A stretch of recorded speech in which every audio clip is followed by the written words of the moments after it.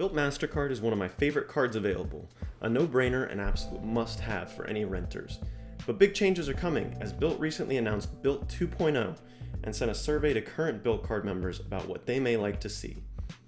Bilt 2.0 will likely include the ability to earn points on mortgage payments, new card multipliers, card tiers with annual fees, and even the potential for new transfer partners. Today we'll be talking about the current Bilt Mastercard, what Bilt 2.0 could look like, and brainstorm some options that may not have been in the survey.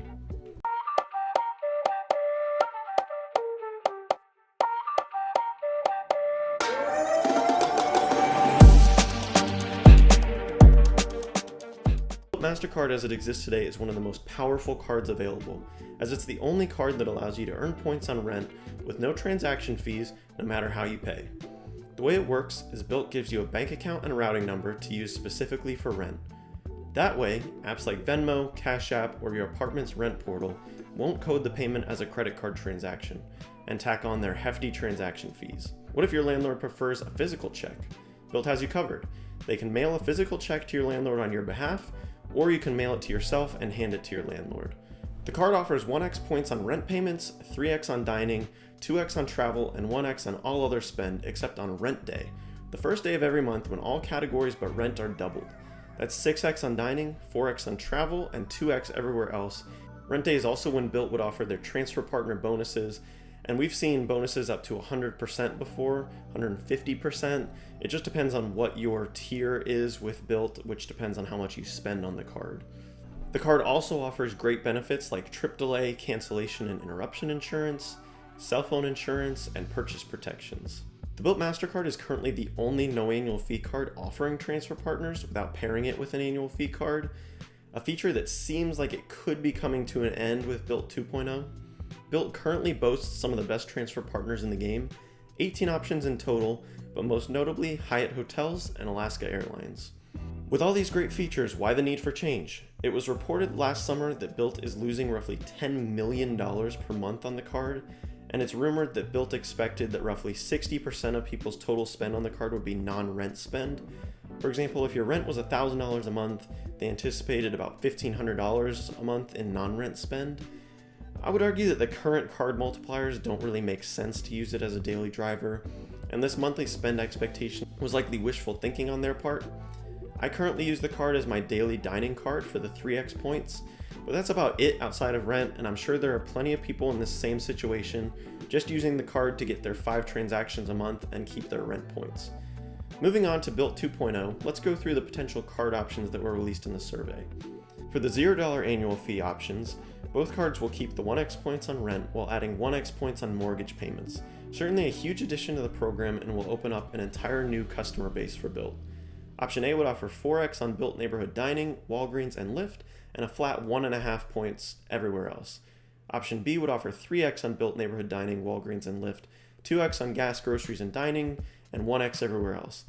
Neither of these options really excite me all that much. With the number of 2x catch-all cards available, option A isn't spectacular with just 1.5x, especially if you don't live in a big city where you would utilize Lyft often, or could take advantage of the Bilt Neighborhood Dining program, where that gives you bonus points at a select network of restaurants, mainly focused in big cities.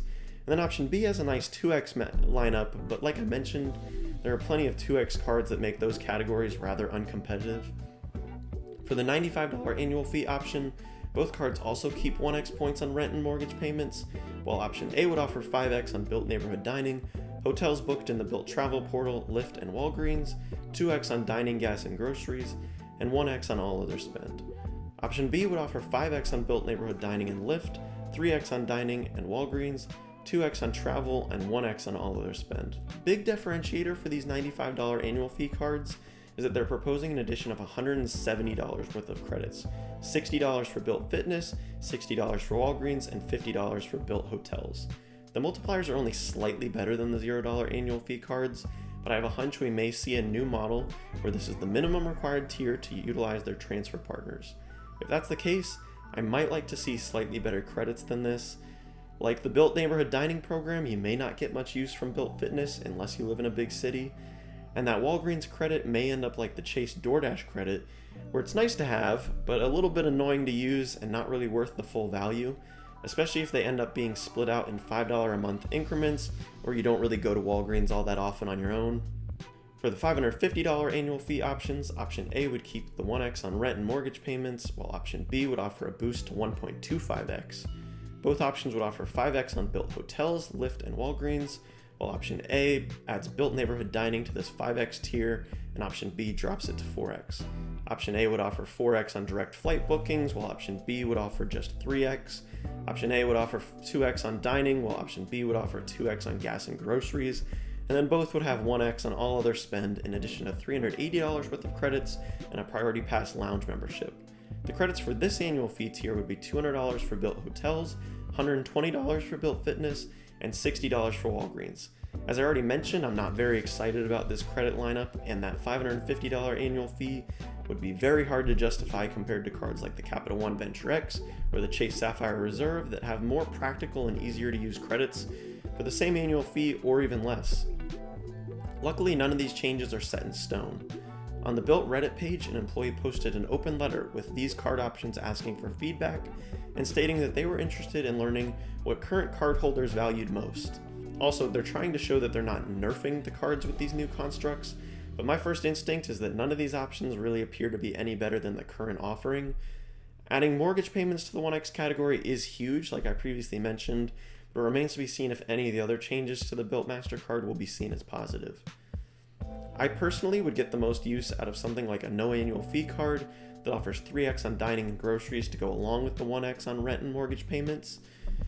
Adding 2x or 3x on gas with that would give this card near daily use for me, but I won't be holding my breath for all of those multipliers on a no annual fee card. I think Bilt will also need to revamp their credits if they want to get much interest in any of the annual fee tier cards. Maybe something like a Lyft credit instead of the fitness credit on the $95 annual fee tier, or in addition to the fitness credit on the $550 annual fee tier, or even just changing the hotel credit on both cards to a general travel credit would make it easier to use and get value from. The bottom line is I think Bilt has a lot of work to do if they want to retain customers and build their market. It's definitely not going to be what they proposed here. If they want to prove that they're listening to their cardholders, they're going to have to make some substantial changes to these proposals. What are your thoughts on these changes? Which card option presented would you be most likely to get, and what multipliers would you like to see in order to get the most value from the card? If you enjoyed this video, please like and subscribe, and check out my links, including my Bilt referral link in the description below. Using my links is the best way to support my channel and ensure that I can keep making content for y'all. Again, thanks for watching, and I look forward to interacting with y'all.